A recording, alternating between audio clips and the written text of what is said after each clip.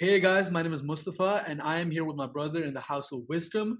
Today, our esteemed guest is Josh Adler, who is super young and has accomplished so much. He is an innovator, he is an entrepreneur, and he is a business architect who has currently founded ConvrtX. That is a company that propels startups to a whole new level. Josh attended MIT and the Rodman School of Management at U of T. And let's get started. Thank you for inviting me as well. It's a pleasure being here today, that's for sure. Yeah, Amazing, yeah. amazing. Thank you for coming on here. This is a pleasure. Okay, so first, what's your background in business? I know you're super business oriented, but then how did it all even start? For sure. And it's a really kind of interesting kind of backstory. Um, I guess it more or less started working in my family office of businesses. My family manages a large amount of different types of businesses, whether it's IT, whether it's products or kind of that go on the shelf like grocery stores, or whether it's even green energy and running multi-billion-dollar companies in that regard. So I've worked in several parallels and several verticals of industries and kind of working throughout them. You learn dynamically different things. At one point, I think I was 11 and a half years old. I was helping manage my entire father's accounting department for, at the time, a $20 billion company. Oh wow, um, that's crazy. so I was barely able to do math, yet I was sitting in spreadsheets all day. Absolutely hated it, to be very frank with you. It was horrific. Right. Right. So then as time kind of grew and kind of time changed, I kept taking kind of more managerial roles and taking on more responsibility, and kind of it was always kind of in my blood to be an entrepreneur. And as time evolved, I just got really good at it, founding companies, getting acquired, and really kind of growing, if that makes sense. Right. So all the stuff that people see usually after their 25s, you saw starting from the age of 11. That is absolutely nuts. That is crazy to me. At the age of 11, I don't even know what I was doing. I don't know. I was probably getting suspended from school. Honestly, that's probably what was happening because I was a menace in school. All right. So you helped your dad out, and you had a lot of exposure when you were younger. But then, when was the first official business venture that you started on your own? For sure. That's a really kind of great question. I had several kind of small business ventures, and I'm sure even you guys too. You guys sound very entrepreneurial itself, starting this podcast channel, but I find that Thank you. many, for sure, no, my pleasure. But it's many individuals kind of start these small little things just for shits and giggles, right? Like my little brother is 16, right? The youngest in my family, and he's started this company called Ordly, right? And this company, it's gaining real traction. Like he has pre-signups and all this kind of stuff. So for me, fundamentally, it's about starting really, really early and not really worrying about if you fall or not. Like my first company was 16 years old called Photo Sky. I sold off the Okay. code literally for more than I even expected at 16 years old. To kind of a Okay. well-known company. So it was a really kind of cool experience being a developer. And when I was kind of a child, um, was kind of uniquely different than everyone else, where they're learning at a university. I was just like, well, I need to start thinking about my future. And I'm like 14 at this point. And Okay. my family thinking about your future, like, and I'm like, oh, I've already planned out my retirement. I'm going to be retired as a VC, right? So I've always kind of like, when I was in third grade, it was the funniest thing ever. My teachers always said, Josh is going to have one of two things: in jail or on the cover of Forbes. Sorry, didn't mean to. But in jail or on the cover of Forbes, right? But Right. it seems like the secondary one is going to be the end result at the end of the day, hopefully. I'm on my way Yeah. there. It goes to show with enough kind of hustle and enough kind of focus and kind of grit, it's probably the best word I can use. It's literally anything's possible. It's quite interesting to see that. Right, Yeah. right. And although you've had exposure since you were much younger, do you think it's a passion that developed over time just because of exposure and you just started liking it, or do you think you always had sort of a knack for it? Mm-hmm. I mean, I'm sure for all of you guys, every single day you come home, your father probably sits down at dinner with you and you talk about how your day was at school, right? Every Yeah. kid, I think the majority, right? It's quite normal. It's a common thing. So my dad used to come home probably almost midnight every single night after a crazy day of work. We'd have dinner at like crazy hours. Like there's no such thing in my book of having dinner at 6 p.m. That's lunch. um, Same, Unfortunately, honestly. that's lunch, right? um, like from like 8 to midnight, sometimes even 1 a.m. I think I had dinner at 1 a.m. last night, and that's like normal for me. Yeah, right. So he would come home and it wouldn't be the, oh, son, how was school? He wouldn't care about that kind of stuff. That was like last thing of his mind. He's like, listen, you fail, you succeed, school, whatever. That's not even important. What mistakes did you make today? And it's kind of an interesting way to look at life. It's not what did you do well, what mistakes did you make today? And he doesn't ask how I overcame them. He doesn't ask what problems I came up with.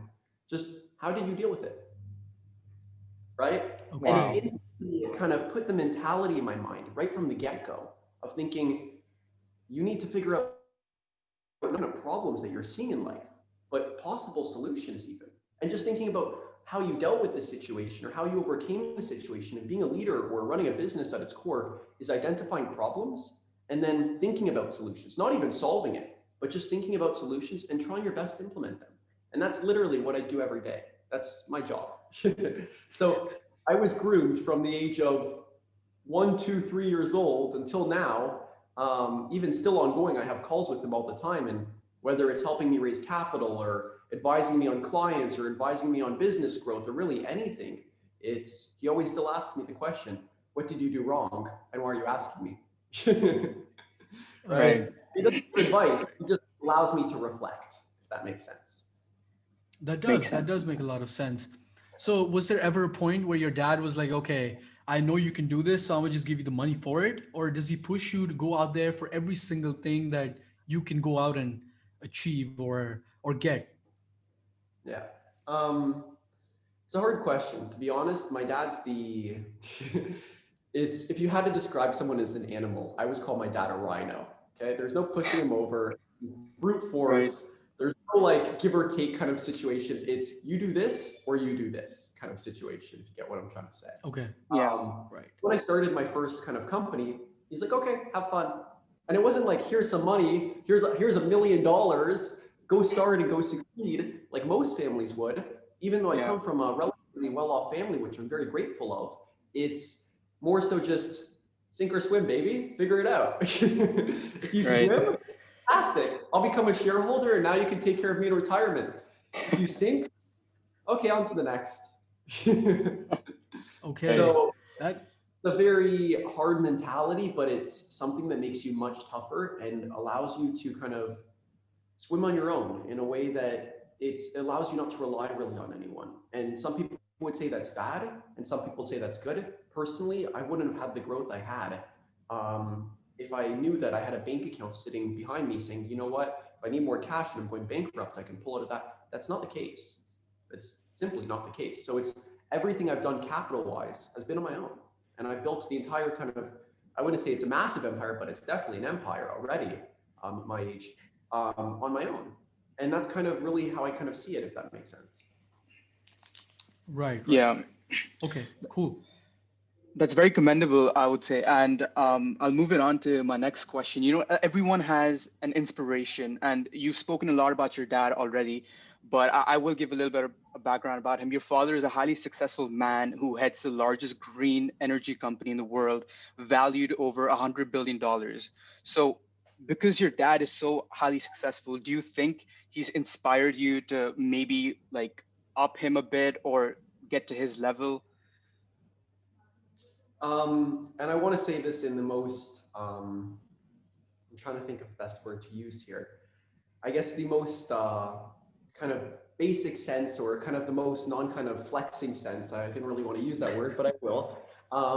My goal in my lifetime, I have the belief that every generation has to be bigger than the previous generation, right? It's my grandfather ran one of the largest furniture companies, the IKEA of Canada. When my dad was 19 years old, helped him get it acquired at 19, Wow. right?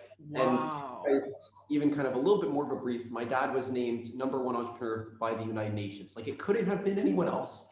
It had to be the United Nations, right? So Wow. imagine that kind of position it puts me in when I'm a serial entrepreneur. I'm a startup architect, and I found all these different companies. Like I saw an article the other day. My father forwarded it to me, and he goes, "Why aren't you in the news?" And the article is, "Marine helps found 60 startups." We helped found over 150 last year, to be exact.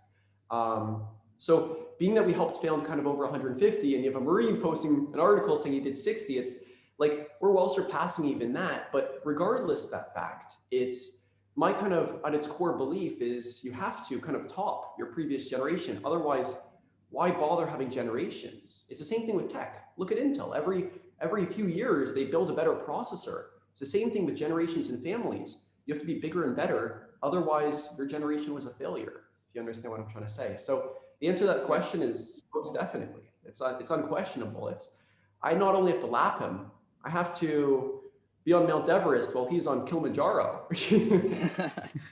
Right, right. Yeah. So like you said, that every generation has to top the previous one. And I think that has to do with the fact that with the previous generation, they learn and then they give off what they learned to their kids or their next generation, right? So my question to you is, what are the most valuable lessons that you've been taught by your father, other than the fact that, he's already told you what mistakes you've made, but other than that, what do you think he's taught you that's very valuable to you? So and that's a really interesting question because I've actually thought about this quite a lot over the past few years. But it's there's even a saying, and I don't like quoting this guy, but I will for conversations, like Elon Musk, right? Okay, okay. Um, about Tesla, boring company, whatever. Anyways, Yeah. and this is something I even learned from my father and started with my father, but the best example I can give you is from Elon Musk. Um, his belief was he lived off $1 a day, ramen only, like literally just ramen. So the belief that my dad always said to me is he said, listen, worst case, you totally fail, like wipe out, get a concussion, like in business. I mean, obviously, I'm not, yeah. Um, wipe out, totally fail. You can go back to $1 a day. Like, you're going to tell me you couldn't afford that? Like, what's the worst that can happen in business? That you totally fail?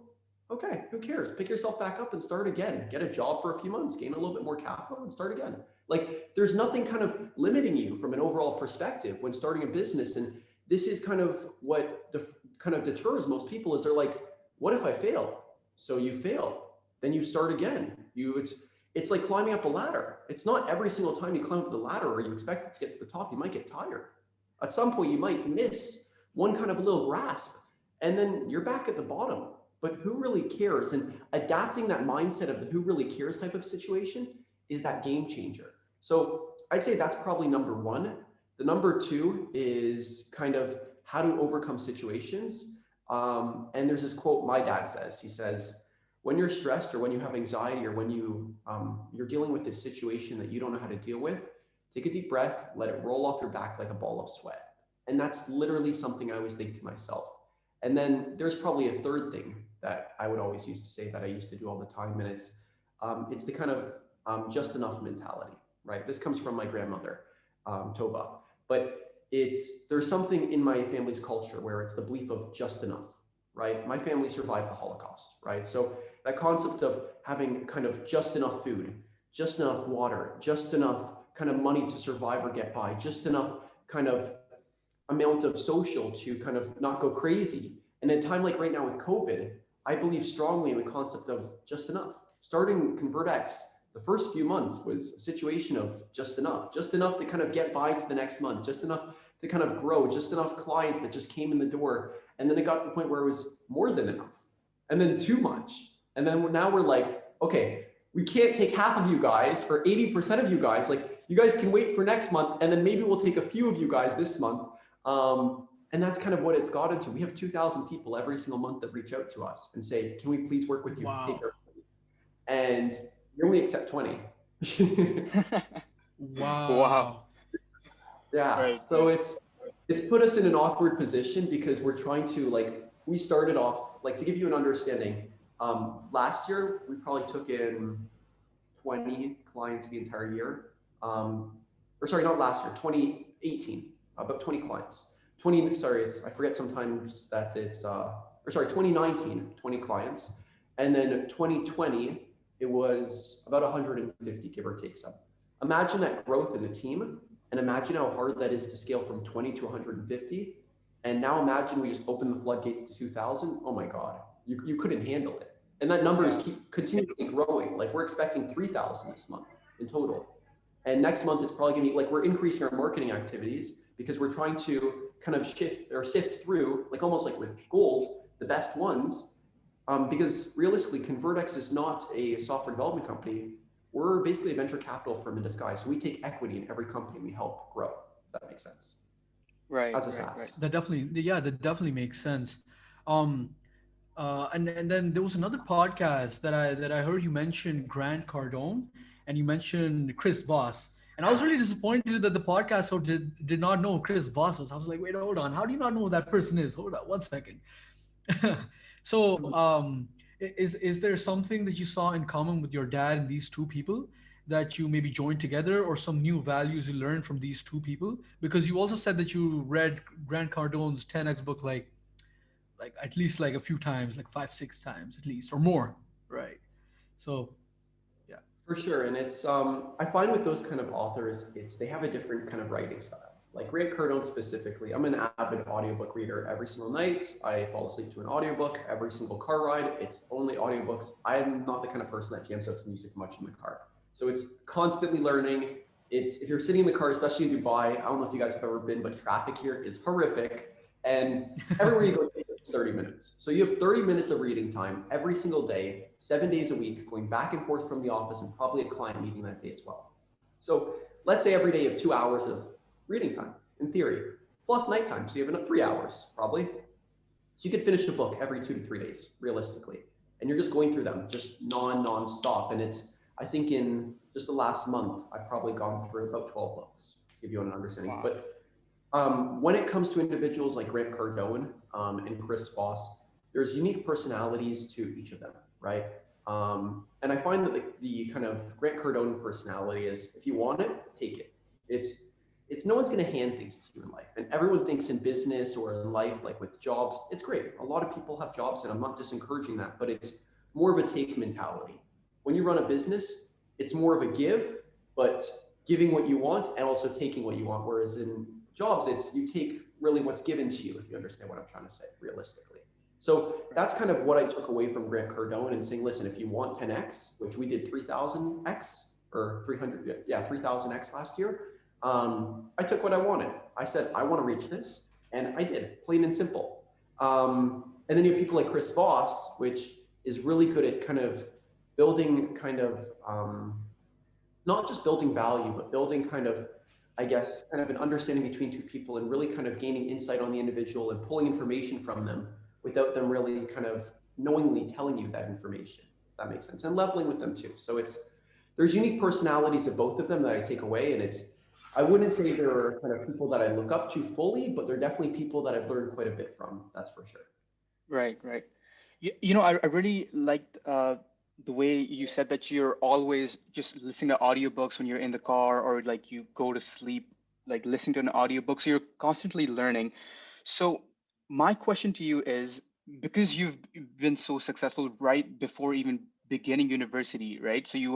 So you've had that success even before university. So my question to you is, where do you value post-secondary education? Because you're already learning. So do you really think you need a post-secondary education?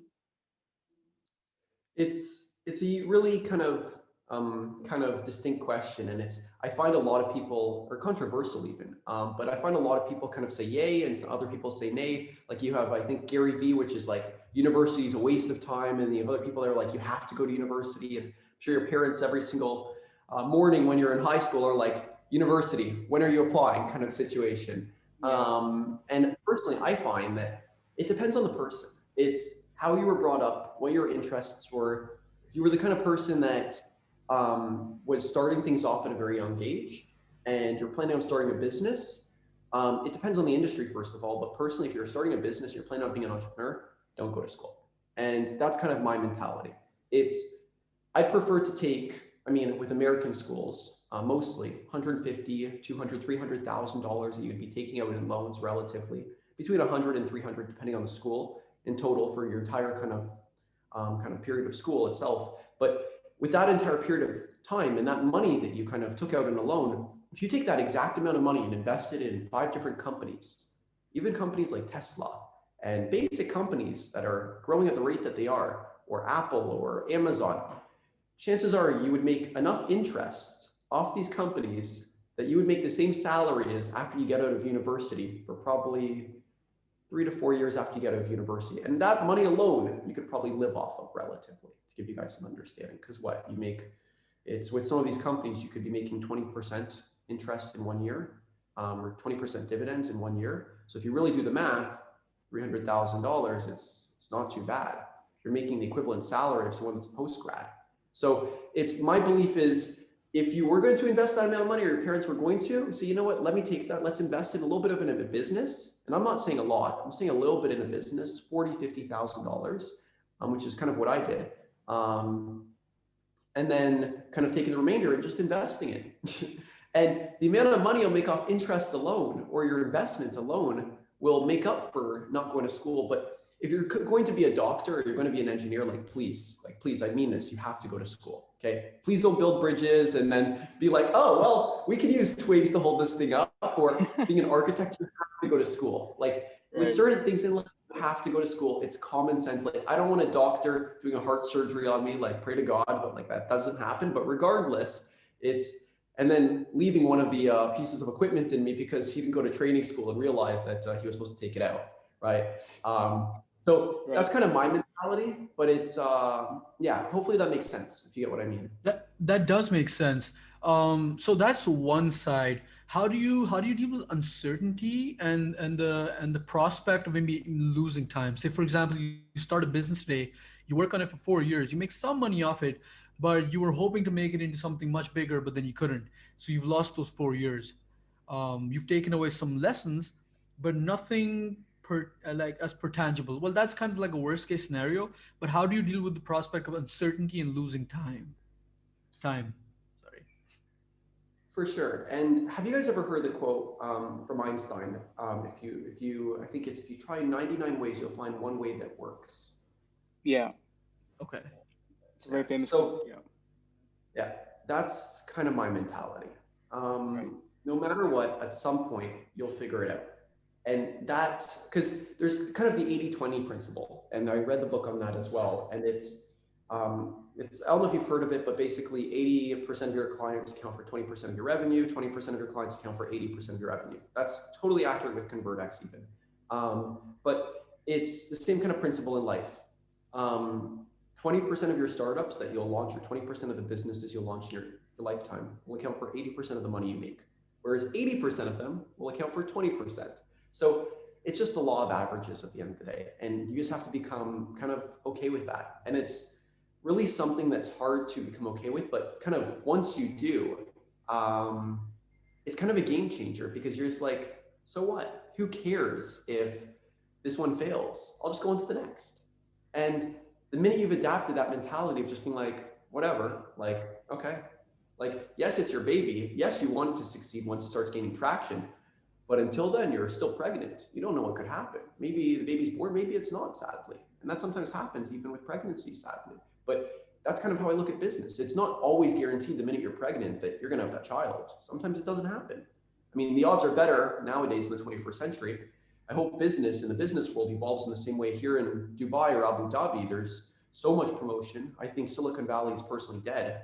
I'd love to hear your thoughts on that as well. But it's, I think Dubai is, and Abu Dhabi and the UAE is kind of that next kind of Silicon Valley with investment. If you understand what I mean by that. But what are your guys' thoughts on that, for curiosity? So with the Silicon Valley thing, I don't know if it's completely dead, because a lot of the business is still going on there. But and I don't know too much about the UAE, but I can say one thing for sure is that the Toronto's AI community is definitely budding. And I personally think, just from the people I've seen, the amount of people that are going for stuff, the amount of stuff that's happening around Mars and just U of T in general, I think that Toronto could be the next Silicon Valley. And I think it is on track to be. So last year, I think Silicon Valley did about $20 billion in investments in startups, whereas Toronto did $1 billion. Now, that's substantially lesser than Silicon Valley, but I think that Toronto's heading that way. Also, in terms of the prices of the condos and stuff, like, I mean, like, god damn. Like in Silicon Valley, it's much more expensive, but are you looking at the prices? COVID kind of fixed it, but I feel like it's gonna come back with a bang. Yeah, so those are my thoughts. Yeah. It's, I mean, I understand what you say with Toronto, but honestly, I actually disagree. Toronto is fantastic for Okay. AI. But at the same time too, it's like being someone that launched a ton of startups, raising capital in Toronto, not even for myself. I don't struggle as much because of our reach, but with my family itself, and very grateful of that. But the benefit to always Silicon Valley was not necessarily AI or not necessarily tech. And this is what most people misunderstand. The reason why Silicon Valley was so fantastic was because there was a lot of investors that weren't very risk adverse. If that makes sense. They were like, yeah, I'll take a risk on you, whatever. And in Toronto, there's probably about 4 major venture capital firms, whereas in Okay. Silicon Valley, there's over 100, much more than that even, right? So the reason why I say Silicon Valley is dying is simply because of COVID. What's happened is everyone's digitalizing. And because everyone's digitalizing now using Zoom, like we are, people that used to Yep. be VCs in Silicon Valley, living in that small little area that, yes, it's an incubator for growth, but they're realizing, like me, why not live in a country that's hot year round, has fantastic weather, and lower tax rates? I can make more money off my investments, benefit more, pay less taxes, and still live the life. Every single restaurant you go to here is almost 5 stars. That's Every true. hotel That's here true. gorgeous. The views are gorgeous. You have man-made islands here, and not only that, you pay zero income tax. So when you compare that That's to the true. United States, as a venture capitalist or even someone running a company, it's the obvious decision is the UAE without even a question, without even a thought. And the benefit, Silicon Valley used to be kind of this place where everyone was investing, but now that you have Zoom, people aren't even staying in Silicon Valley. People are saying, I'm going to go back home where my family resides in Chicago or New York or really wherever. And maybe it might come back. But what's happening here right now in Dubai specifically with all the kind of incubators and all the co-working spaces. I'm in one called an Asab, which give you guys an understanding. There's a pool outside, there's massage rooms upstairs, there's a high altitude chamber, there's I think 3 pools, there's 2 restaurants, there's a cafe, there's a bar, there's a like a fine dining restaurant that's like 5 stars. People are like dressing to the nines there. There's meeting rooms on meeting rooms, there's fitness rooms, there's photography studios. Like it's it's the next level of working, and there's no such thing as this in Silicon Valley. They don't have these kind of things. I mean, maybe Google offices do, but Dubai is growing at an unprecedented rate, as most everyone probably knows by now. It's Yep. unreal, right? So I think that with that kind of influx, it's going to really kind of diversify where people believe that investment really should go. And a lot of it's with all the money, the oil money, but not only that, business money as well, that's placed right now in the UAE. There's so much room for investment and so many funds like Techstars did around here with a company. I can't forget the name. I can't remember the name right now, but with a company based out of here, they did a partnership with a company here in Abu Dhabi. So it's in that case specifically, they're starting to notice that a lot tech is starting to come, and not only that, with the Abraham Papers, where Israel and now the UAE are kind of buddies, and even with Qatar and now how they become buddies as well with Doha. It's they're building a community here of just saying, you know what, let's just build a future. And I don't know if you know this, but one of the biggest values of Dubai is, and the statement, I was reading through this last night, we are a business focused hub. We bring innovators. Our biggest export is innovation. That is it. That is what Dubai is based off of. You can't compare that to Silicon Valley or even Abu Dhabi or the whole UAE. When you have a country that their whole goal is innovation compared to one little city, oh my God, you can't compare the two. Whether you're in Sharjah, Abu Dhabi, Dubai, it's irrelevant. And that's my belief. And that's why I say, when you have 1/3 of the population of Canada all saying, let's head towards innovation, what do you think is going to happen? Look at Japan after the US and their attack. They're back at where they used to be. Now imagine a country that's just pushing and pulling money from every direction, pushing them into startups, and they're partnered with Israel.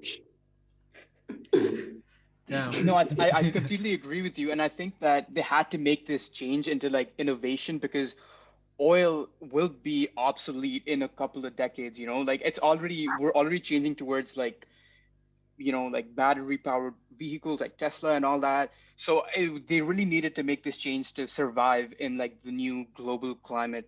So I completely agree with what you just said. Yeah. And it's almost like with there's a quote as well. It's when you want to succeed as much as you want to breathe. There was a video I was watching the other day where a dad I takes think his I've son. heard that one. Yeah, I definitely heard that exactly. one. Yeah. Quite I common actually actually. told my little sister. I actually told my little sister this exact quote just the other day. She's like, "I can't study." I was like, "Do you want to be successful as much as you want to breathe?" She's like, "I don't know." I was like, "Then you'll get it." I just wanted to Exactly. say it. Sounds cool, but it Sure. makes sense. It makes sense. Yeah. Yeah, And fully. there's a video I was watching on YouTube a little while back where he takes his son, and his son's running a business. He's like 25, 30, something around there. Takes his son, puts his head under the water in the swimming pool, and he takes his head back and he goes, "What the hell?" And it's like the reenacting something, but what the hell? And if the father says, when you want to succeed as much as you want to breathe, then you'll succeed. And so he puts his head back under the water. The son's fighting and squirming, and he says, "Okay, if you want to succeed that badly, you will." And that's my belief. When you're willing to trade anything for success, you'll succeed. But most people won't trade everything for success, and that's their mistake. And that's what being an entrepreneur is really about. But I think you guys know what I mean by that point, though. Yeah, Yeah, yeah. I think we do. Okay, so on to the next point. So, you've talked a lot about drive and where your motivation comes from. But then, so like the friend of yours that you mentioned at the beginning of the podcast, she told us that you work like hell. Work is almost everything for you. And you have these hiring processes where you hire people from Philippines and stuff like that, which will be the next question. And it's basically based on how much work they can put in, right? So how do you, first of all, how do you manage your time? Because if you're working all the time, how do you keep your sanity? Or like how do you, like, yeah, basically how do you keep your sanity? That's what it is. Yeah, because work all the time, I'd assume it gets kind of overwhelming. So and this is the weird aspect, I guess, to me that some people don't have the personality trait. Work for me is fun and games. That's how I look at it. It's a hobby. Okay. It's never been work. Like, me coming to an office, I have a swimming pool at the office itself. If I want to go swimming, I go swimming. If I want to go to the gym, I go to the gym. Like it's as I said before, it doesn't feel like work. Like when I'm hopping on calls like podcasts, and I've done a ton of these already, or when I'm working with my team hopping on calls, it's there's no real point where I've been like, this is work. It's more like this is fun. Like I'm making money, I'm enjoying what I'm doing, I'm helping entrepreneurs, I get to hop on calls and advise them, and I'm living the life. So it's never been kind of work. Like I had a 26-hour day the other day, right? I mean, day and a bit even. And I'm not complaining because every single minute of it, I was having fun. Like it was never like, oh, I have to stay online for another hour. No, it's like, who's next? Who do I have to hop on a call with next? Let's do this, right? So that's always kind of been the mentality. And since I even founded ConvrtX, and I guess that kind of energy is something that I guess you could almost say is contagious with everyone I work with. And like one of our creative director or one of our designers, our creative director to be exact, used to work for Uber, Wow. right? Wow. Right? So he built Kareem. You guys have probably heard of that app Yeah, before. we have that in For Pakistan sure. Yeah. actually. It's more Yeah, popular than exactly. Uber here. Yeah, Yeah. exactly. So he actually built Kareem, right? So he's built a lot of like Fetch as well. He Wow. also built, probably heard of Fetch before. You probably have. And then also we worked with him on building or we worked with him and the Amar group on him building the Dubai Mall app, right? And a lot of other property apps. So it's been a really kind of cool experience bringing someone in like that. Like our head of corporate growth, Yasmin, basically used to work at HP. She also used to work at Acer. And then she used to work at a very few other large companies as well as their vice president of sales. So we bring in literally the best assets. I don't care where they're from. I don't care who they are. I don't care what color skin they have or what language their first language is or really any of their background. I simply hop on a call with someone when I'm hiring them. And within about a minute, I have a gut feeling and I know this person's the right person or this person's the wrong person. And it's simply on whether they have the ability to grow and whether they have the ability to fit in a shape that they're not used to. Because working in a startup is not fitting in a square. It's more like a polygon. Okay, like you have to be in every single direction at every single time, and it's so challenging in that regard. But I love working. So if I'm working an 8-hour day, an 18-hour day, a 26-hour day, or even a 30-hour day, it's all the same to me because I enjoy every next minute as much as I enjoy the last. If that makes sense. Right, right. So, okay, that sounds amazing. And you know what? Whenever I hop into my next venture, that's gonna be my mindset, or at least I'll try to have it, right? Yeah. So one thing for me that bothers me or hampers my ability is having the same amount of energy. Like when I'm talking to people, or when I'm hopping onto a call, or when I'm working, I'd like to have that positive energy, but with time, the energy deteriorates and it's just not the same anymore. So does that happen with you? And if it does, how do you keep your energy up? For sure. So I have this kind of unique thing about me where it's, I guess you could say just because of my personality, no matter what hour it is of the day, my energy maintains in a very weird way. It's either Okay. I'm very, very tired, and that's like a state that will happen once in a while, or I'm full blast, like ready to jump in the air kind of mentality, like willing to do whatever on a moment's notice. And that's kind of the kind of person I am, I guess. But I do have those moments of fatigue where I'm just like, it's been 3 weeks, I've been grinding, this is crazy, I need to take a break. And I do. Like, listen, it's my rule of thumb is I'm a huge car guy. So it's I'll meet up with some buddies, maybe go to the racetrack here in Yas Island or kind of that kind of vibe of things. Or back in Toronto, it's I'll meet up with some friends and we'll just hang out for a bit. But it's I'm not that much of a social type person, I guess you could almost say. I look at my team almost like my family, like my ConvrtX team is my family. In the same way I look at my family as my family, but regardless, it's we're building an empire together. So it's I really look at it in that kind of diverse approach. But regardless, when it kind of comes to energy levels, it's my biggest belief, and this is what a lot of people do wrong, is they're like, I'm getting tired, I'm gonna drink coffee. No, you that's like it's to me that doesn't make sense. So my belief is no coffee, no nothing. If you're allowed like peanut butter smoothies, like stuff like that, that's very fatty, like fatty acids that help your brain kind of keep thinking. But coffee is not the solution. And you just keep pushing yourself. And once you hit a certain threshold in the day where you're like, I'm really, really tired, it just stops. And then you keep pushing forward. And then another thing I do is I eat once a day. People probably think I'm probably crazy. So I eat once a day. At the end of my day is the only time I eat. The reason why is because if you eat throughout the day, you crash. Yet because I eat only once a day, I'm consistently in survival mode and your energy levels are much, much higher. And that's why I only eat fatty acids if it's like a smoothie or something like that, or in this case, a tea, but it's like a peppermint tea. There's no caffeine in that, right? Purposefully. Okay.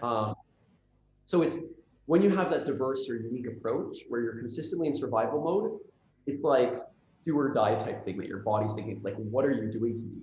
And I've been doing this since I've been like a child. Okay, like I only used to eat one meal a day in high school. Even it was just kind of person I don't enjoy eating. I do it because I have to.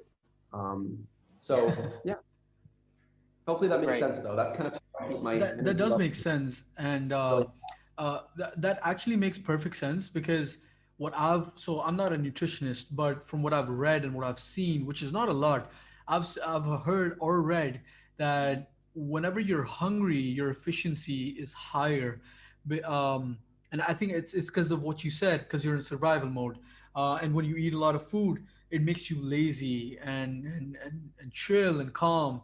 And I think that's one of the key reasons or ways you keep your energy up. So, you know what? Let me write that down. I'm going to save that pointer and implement that later as well. So I'm just taking my little notes down.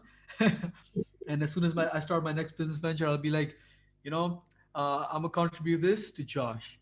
Just, whenever I write my autobiography, I'll just be like, okay, dedicated to Josh Adler. Right. Yeah. I mean, So it's not an easy thing to do, but once you get used to it, it's not too hard to do. Like I don't get hungry anymore in the day. I don't feel hungry. Even now, I haven't right. eaten breakfast. 2:21. I'm not gonna eat lunch. I'm probably gonna eat tonight at 11 p.m. So Wow. Okay. yeah. So is that just like an everyday thing where you eat at 11 p.m. or do you eat just at night, or it can be one meal a day anytime, It's only nighttime when I'm done all my work. all your work? Okay. Okay. All my work. That What means if you're that not done? then I don't eat. Ooh. Okay. That's Allowed a Wow. little bit of something, but you don't eat because the minute like, because I like to carb load. I'll carb load. So like one meal for me will be like 2,000 calories relatively. 2,000 to 2,500 calories in one meal. Like it's a lot of food, like a stupid amount of food. And I'll just eat that. And that normally gets you by. Plus, like, I'm not going to lie, I vape as well. So it's that kind of with the combination of just, I guess, what I'm used to. It's you don't really get hungry. And but yeah, go ahead, Hadir. Yeah, I was gonna say because you've already talked about your mentality, right? Because you said that, do you want to succeed as much as you want to breathe? So that mentality, like, it really keeps you driven and you have like a really good work ethic. But so keeping that mentality in mind, how do you stay productive? So my rule to kind of staying productive is, I mean, I'm not the kind of person that sits on Instagram every day. I'm not the kind of person that sits on Twitter or any social media. I don't really like social media. Like the last time I probably logged into Snapchat, probably 6 months ago to a year ago. Okay, to give you guys Wow. kind of relativity. I use Instagram for networking and I use Clubhouse all the time to network as well, and LinkedIn, and those are my platforms. No Facebook, no Instagram, no Twitter, none of that. But my way of staying productive is I just, I mean, I don't even try to be honest with you. I know this sounds screwed up, but it's, I just always surround myself with business. And my goal is as long as business is always on your mind, then you will always stay productive, right? And for me, productivity is defined in its own way. It's, I mean, I have two phones, right? So both of them are business, right? Both. It's not like one's a personal life, one's business. They're both business, right? But it's because I'm constantly bombarded with text messages and people calling me and people emailing me and people just asking this and asking that. It's, I don't really have the option or choice to not be productive, because if I do, then I start getting complaints. So it's kind of like a cyclical thing where I'm just like, okay, let's just check my inbox. And then 2 hours passes and I've cleared up my inbox. And then I'm like, okay, let's check my text. Okay, 60 texts. Okay, shit. Okay, let's go through these each. And let's call this person, this person, this person, this person. Then by the time I'm done hopping on a call with all them, then I'm like, okay, I have to go do my meetings for the day because they're normally in the evening. And then I do my meetings. And then next thing you realize it's midnight. And that's my Wow. day, right? So it's not Right, like right. Okay. I always productivity. It's more so just kind of handed to you where you're just like, okay, you have to do all this stuff. But when I first got started, yeah, it was hard. But it's kind of, I found that once you kind of start, it's like kind of going down a hill or a snowball going down a hill almost. Once it starts, it just gains momentum and gains momentum. And if someone tries running in front of it, oh, they're just going to be rolled over, right? So Right. um, it's like my team keeps saying to me, Josh, you need an assistant. You need an assistant. You need, like, I have more than, I'd say about 35 full-time people, and then it's about 75 kind of total people on our team. But that aren't full-time, but work sometimes full-time, sometimes not. They can work whatever hours they want. So I don't count them as employees. They're more so contractors, because they can work any hour they want of the day. But it's, I'm the, like, what my other people on my team that are like lower in kind of executive level than me have assistants. Yet I don't want to have one because I like to do everything I do on my own. Yes, I ask for favors sometimes, like book this meeting for me to someone else's assistant on the team. They're like, yes, I will. Or they won't even complain. I'm like, I'll take care of it. But Right. it's, my belief is it's almost like I said before, a snowball. You just keep building and keep building and keep building, and you get to a point where you're like, okay, this is working, and you just keep rolling with it kind of situation. Right. So you mentioned that you have two phones just for business. You're not on like social media apps like Facebook, Instagram, Snapchat. So that really makes me question like how do you manage your social life with your work life? And you said that the people you work with, they are your family, they are your friends, but what about the friends you made in university? What about the friends you made in school? Do you keep in touch with them? Like what's the whole social aspect of your life like? So hopefully this doesn't come off as cold, but my belief is unless it's someone that I find is to be my same level, higher, or just a little bit lower that I can help out, or has the potential, then if they're not one, if they don't fall in one of those kind of categories, they're void of my life, plain and simple, right? So it's, I do have a lot of friends, but they're all in business, right? And it's, we share knowledge with one another. So it's, some people have the belief of, oh, you need to have those friends that screw around and just party.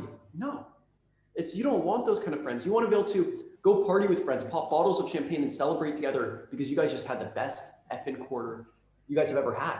both of your companies, not just your company and not just theirs. And most times how it goes when you have those friends that are lower is you're popping that bottle of champagne to celebrate, and they're just like, we're just popping this for fun, right? Right. Which it's not the same kind of celebration. It's not like, wow, we hit something new. I can't believe we hit this. And it's not a shared feeling. So it's my friends used to be kind of those people that are just like, let's go party, let's go have fun, let's go screw around. And it's evolved to the point where all the calls I hop on, whether it's friends or clients or partners, it's always business talk, or it's always like, let's go chill, let's go hang out.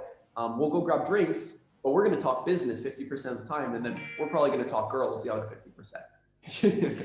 Right? I'm not going to lie, that Yeah. still existed, but that's basically it. Right. So that's kind of my mentality of kind of how I do work. It's traditionally very different, but I consider that working. That's not off task because it's still work. Some way or another, and this happens all the time. You'll have a buddy of yours, and he'll be like, "I've been thinking about this for a while," and you'll be like, "Well, I can do this as well." And be like, "Okay, let's work together on this." And next thing you realize, you just made money off one of your buddies, which some people say is the wrong thing to do, but you're both trying to build your businesses. So what you build for him, he gains more profit off of. It's a more value-added kind of service for him, and you gain more profit as well or more revenue. And at the end of the year, you guys both have better years because of each other. So why not? And when you have relationships like that where they push you harder, it's pretty hard to slack. If that makes sense. Right. Yeah, Yeah. like what you said makes perfect sense, and like I completely understand how you thought it might come off as cold, but honestly, it does not, because you are the average of the five people you hang out with. I mean, it has doesn't have to be restricted to five, but you get my point. And if everyone around you is business, then it just makes sense how you're going to turn out in 5 years or 10 years. So honestly, I completely respect that, and that's exactly what I'm trying to do. I don't have too many friends, and the friends I do have are like, not to be cold or anything, as you said, at the same level or a little bit low that I can help, right? Exactly. Yeah, You have yeah, to have that kind of diversity of above you and below you, and then some that are at the same level, because these ones at the same level you can ask questions to because they've probably been through the same thing or they're going through it right now. These people above you have been through it already, but it was so long ago they probably don't even remember. And these people below you can get insight from you, and you can learn from even the questions they ask you, because maybe you haven't even seen those issues yet. And that's the benefit to having friends at all three kind of levels that I've found. And it makes you kind of a better version of yourself in a sense. It makes you kind of more ambitious, but also you have more kind of pride for what you do, if that makes sense. You're kind of, I don't know how to explain it, but it just makes you happier overall when you're able to really help someone out. And then when you have a question, you're not like all depressed sitting there like, oh my God, what am I going to do? Just call up a buddy. You're like, hey, Mark, what should I do in this kind of situation? And he's like 34, for example. He's a lawyer, buddy of mine that focuses on tax law and startup acquisition and mergers and venture firms and all that kind of stuff. That's kind of his focus. And I call him like, hey, this contract I'm about to sign, I have some questions about it. Can you just look it over? He's like, sure. And he's like, I'm like, have you done one of these before? He's like, yeah, several times. So it's having insight from someone that's much older or even younger or whatever. You learn so much in every direction, right? Yeah. yep, yeah. Like whatever you're saying makes like perfect sense. Like, it's amazing. Like what I believe is that whatever you put out into the universe, not to sound like one of those people, but the more you help people, you realize that the more people are willing to help you because they see the type of person you are. They see that, okay, if I was in someone's position that this person could help, they would help me. And now since they're in a position to help you, they want to help you, and people see what the type of person you are, right? So I completely get that. And honestly, the feeling that you talked about, yeah, that it's a good feeling and all, definitely agree, definitely agree. um I actually did not I actually did not help people like in first or second year, but then when I started helping people and genuinely wanted them to succeed, it just it was just different.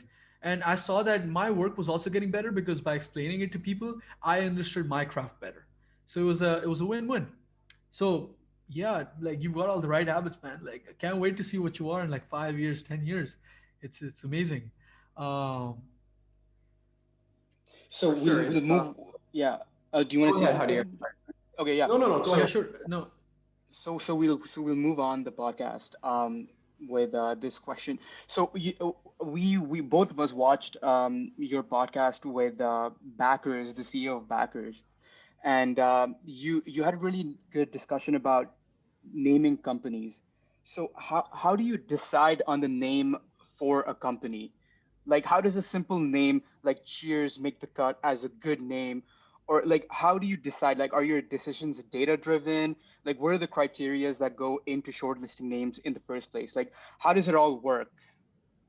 Yeah, just to add on to that question, I actually had the same question. It's like you take these small words like cheers or some other basic word, and somehow it seems to form the perfect name uh, that would hack the marketing for that company.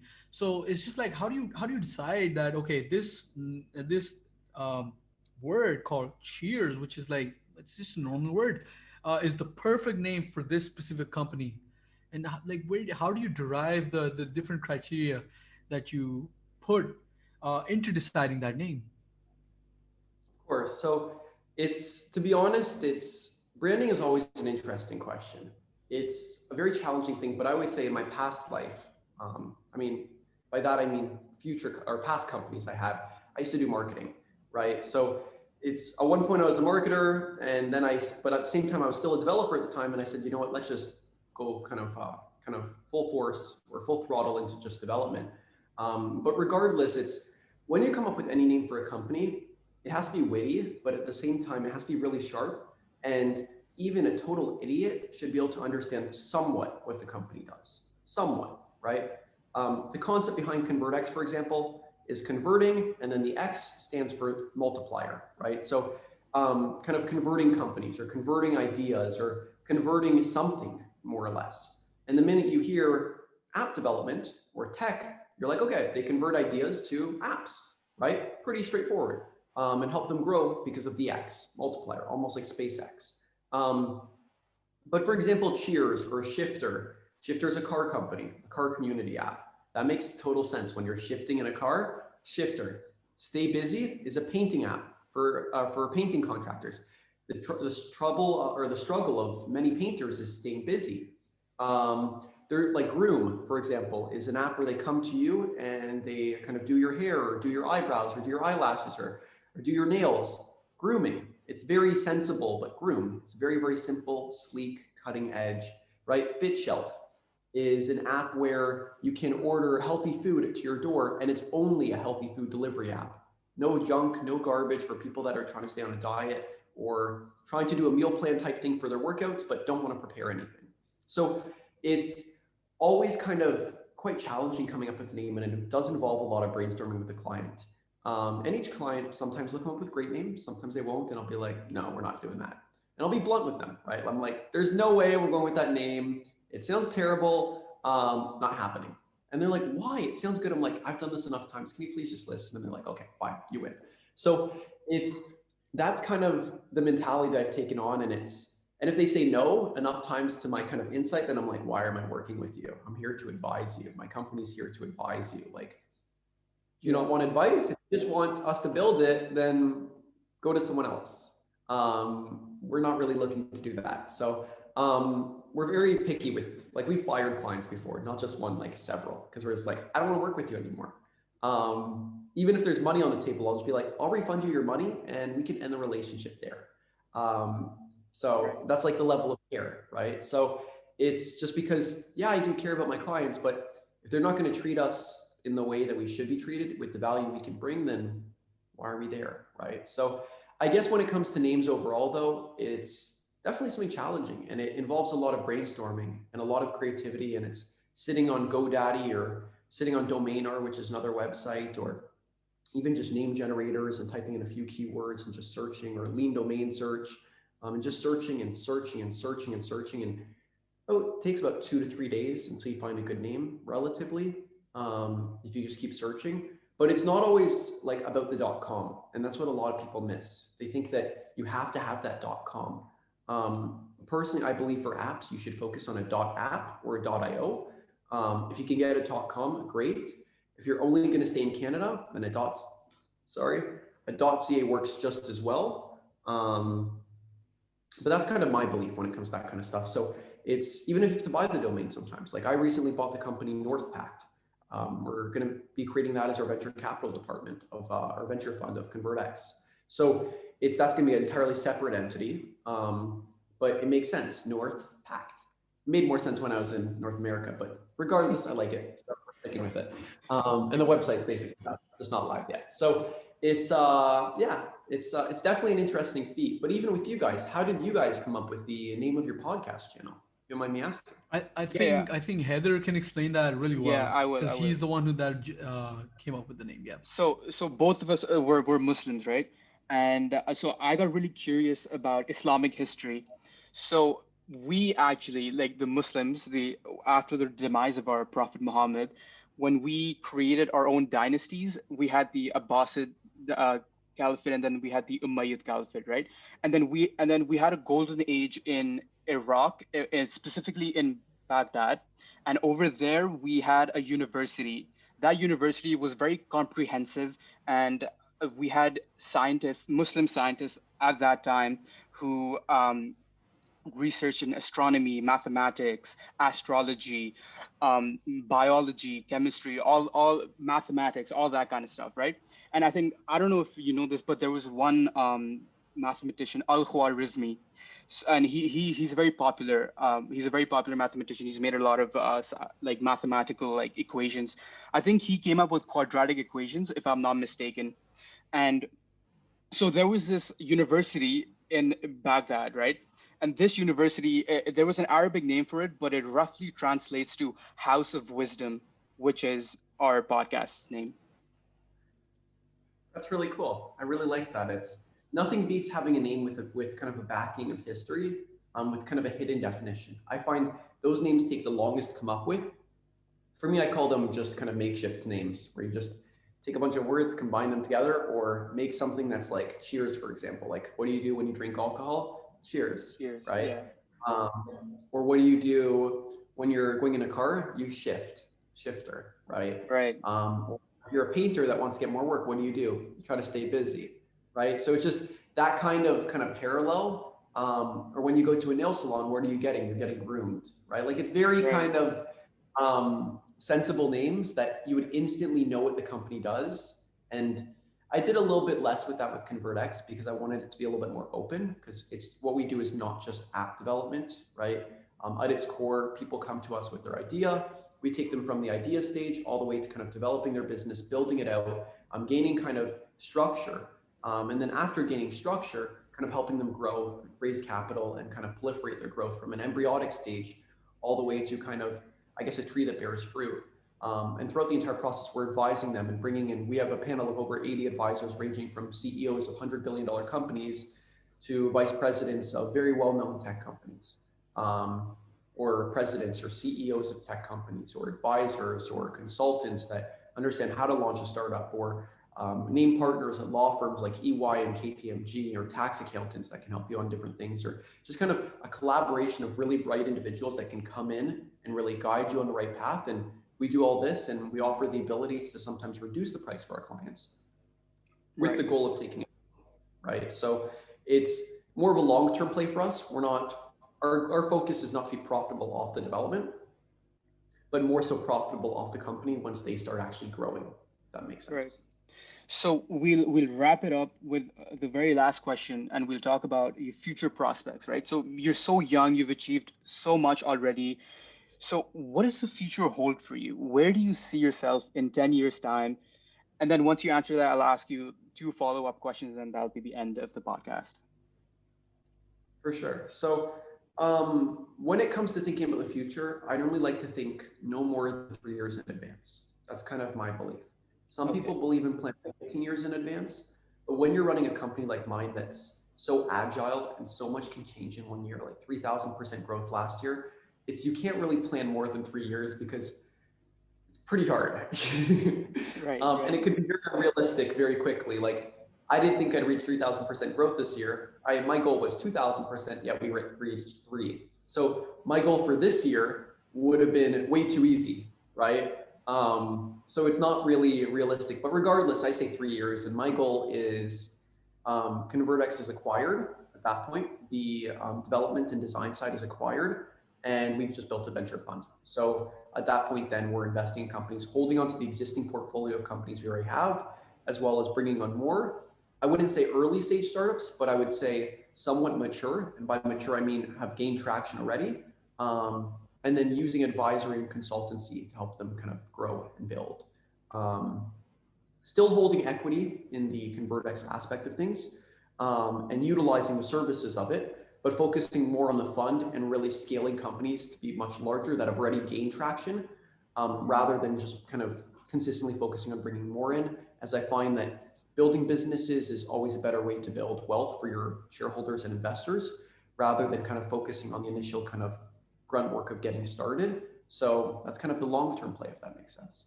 Right. So this was the future of your business aspect of life. What about your personal aspect of life? Do you wish to have a family of your own?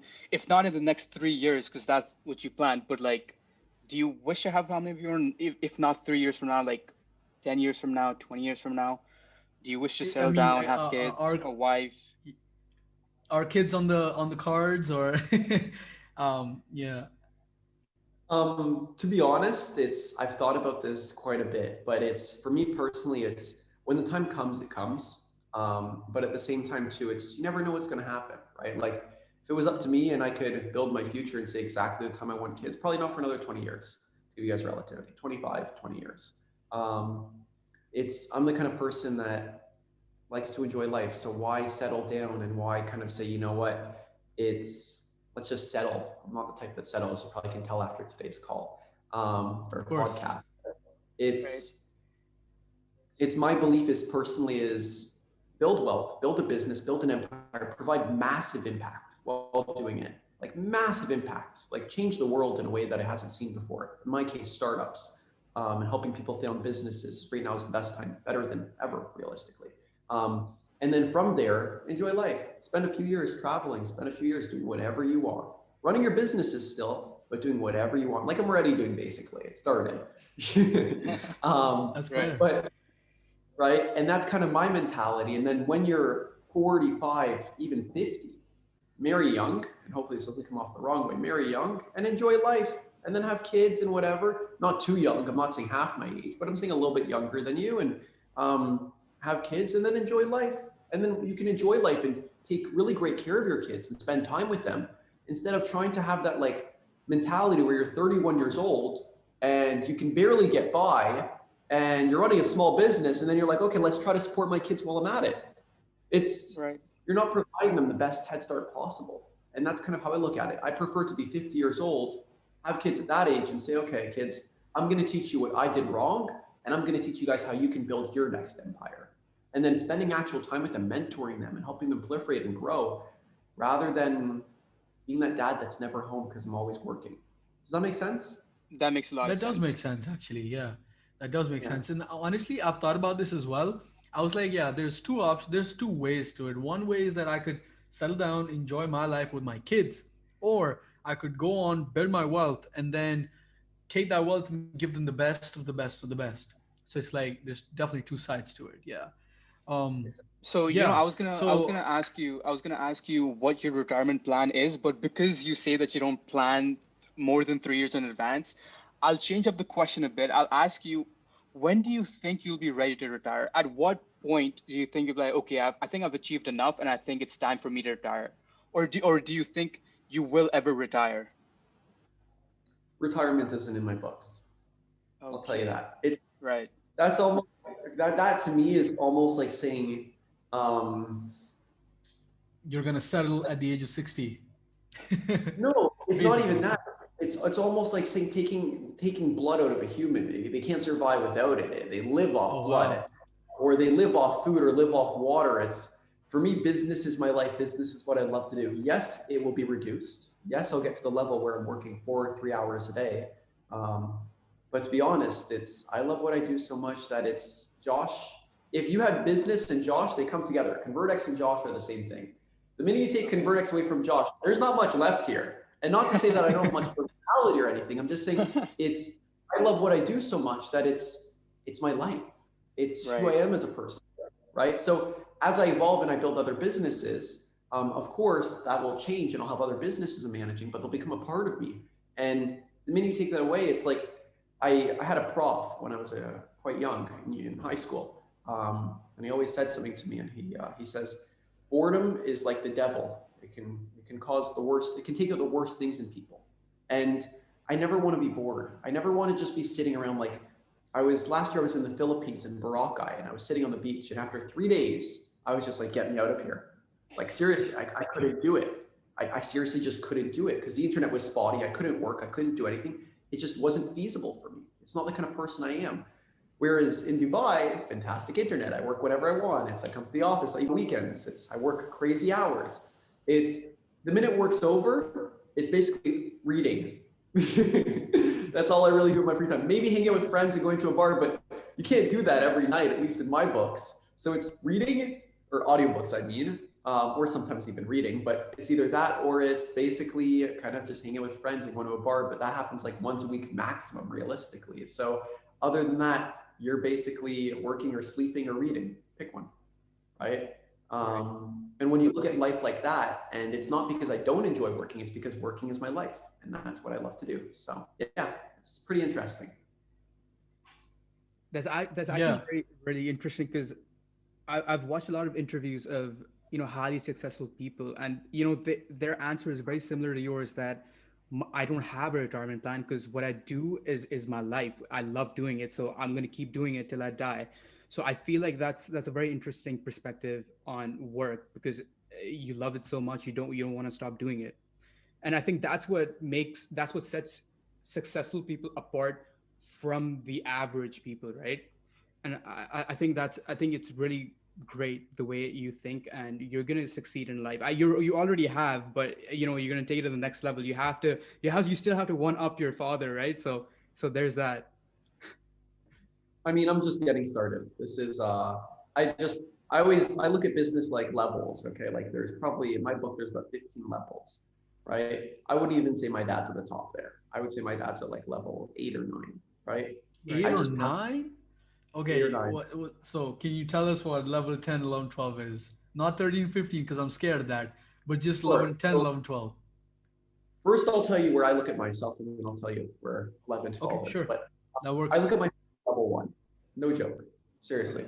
Okay. Right? Level 1, I built something that's stable, something that's working, and something that's very, very profitable. I've had several companies before this, but I don't call level 1 a company. Like you don't really run a company until you've surpassed at least $1 million. Once you surpass like 5, 10 million in revenue, not evaluation, revenue in 1 year, that's when you pass that kind of level 2. I'd probably even say 10 million is level 2. Annually, 10 million for level 2. Evaluation wise is irrelevant. You can get a multi-billion-dollar valuation for a company that's made like 100 grand. So regardless, I would say level 10, level 11 is kind of a company that's valued at kind of $250 billion. Or sorry, $250 million. My bad. Sorry, $250 million. Or sorry, no, $250 billion. Yes, correct. $250 billion. It's kind of level 10, level 11, and then kind of hitting that kind of $1 trillion mark, or getting really, really close is when you're at like level 15. And I know to you guys, you probably are like, holy shit, this guy's crazy, level 15. How can anyone do that? I think there's one company right now that's officially valued at $2 trillion. To give you guys Pretty sure some that's understanding. Apple. No, it's not. And I don't believe it's Apple. I believe it's, actually check 2 this 1 trillion. second. I feel like Apple or Amazon. It can't be any other because these are the only two companies, I think. Not sure though. No, it's not. It's actually Apple reached 1 trillion. Aramco is 2 trillion. That's what I thought. Saudi Aramco. Oh. So it's actually in the UAE. So what I love is when people in the US say, "Oh, Elon Musk is now the richest person in the world." Bullshit. There's no effing way. Are you kidding? Like, you're going to tell me that Elon Musk is the richest man in the world when there's companies that are way bigger than Elon Musk's company? Come on. Seriously? You're going to tell me a shareholder that doesn't want to divulge his name of Apple, that's a big shareholder, is going to share his net worth? The only reason why you're able to get Elon's net worth is because it's publicly known how much equity he owns, because his company's IPO'd in public. And you see what his value of his company's worth. So it says, okay, he owns this percentage of the company, and his company shares are worth this much. Do the math. Do you understand what his net worth is? Most people that really have money don't divulge how much money they actually have. Like, let's be real here. You come to the UAE and you see the properties here. I can guarantee there's more than 100 people, at least, just in the UAE, or just actually, I'd probably even say in Abu Dhabi, that have more money than Elon Musk by a long shot, at least. But that's kind of how I look at it. So kind of, for me, it's not about gaining notability to be level 15. It's about running a company that's like in the top 3 in the world. You understand what I'm trying to say? That's level 15. Top 20 is like 10 to kind of 15, 10 to 14. And then running like a company that's in the billions is like 6 to, I guess 6 to even 10 is in the billions. And then running a company that's kind of between 5 and 1 is millions. Like I'd say level 3 alone is you're running a $50 million company, minimum 50 million. Yeah, well, that makes a lot of sense. And, I think that concludes our podcast. Thank you so much, Josh, for, imparting your wisdom onto this podcast, hence House of Wisdom. I thoroughly enjoyed hosting you, and you had a lot of valuable things to say. And I do have a lot of things to take away from this podcast. So I thank you once again for coming and, giving us your time. We had a lot of fun doing this podcast with you. Yeah, same here. Honestly, like I had so much to learn. I took my little notes down. I'm gonna rewatch the podcast, make some more notes, post on LinkedIn here and there. Be like, "Yo, Josh Adler said this. Listen to him," and personal branding on my level and yours. So that's gonna be good. And thank you so much. Like, I really appreciate this, and I'm so grateful for that moment that I met you outside that lecture hall. Like, I was like, that was so random, and I just met this dude named Josh who's just crazy about business. Like, whoa, let me get him on the podcast. Let me message him on Instagram. I don't even know if he'll reply, but let's see. And next thing I know, he did. I was like, yo, this is amazing. So you're officially our second guest, and we're so psyched that it was you who was our second guest and no one else. Yeah. And honestly, Awesome. thank you so much. It was amazing. No, for sure. It's my pleasure. And it's always interesting. And I love sharing knowledge. That's one of my most favorite things to do is sharing with other individuals kind of the skills and the traits of experience, because it's not worth doing what you do unless you're able to share kind of the knowledge and the challenges that you've overcome throughout kind of your growth in its entirety. If that makes sense. But thank you. Yeah. One more thing. It's like we're doing this podcast to impart the knowledge that we are uniquely curious about. But our side plot of ours is to have the best people come on so we can build our own network. So you know what? Let's keep in touch, Josh. I'm not gonna be hitting you up, being like, "Yo, can you connect me to this person?" Don't worry, don't worry. I completely understand the business landscape. It's not gonna be like that. Just like that. So yeah, let's keep in touch for sure. Well, definitely. Awesome. Well, it's a total pleasure. And thank you guys. Bye. Yeah, thank you. All right. Thank See you, you. man. Guys, see ya.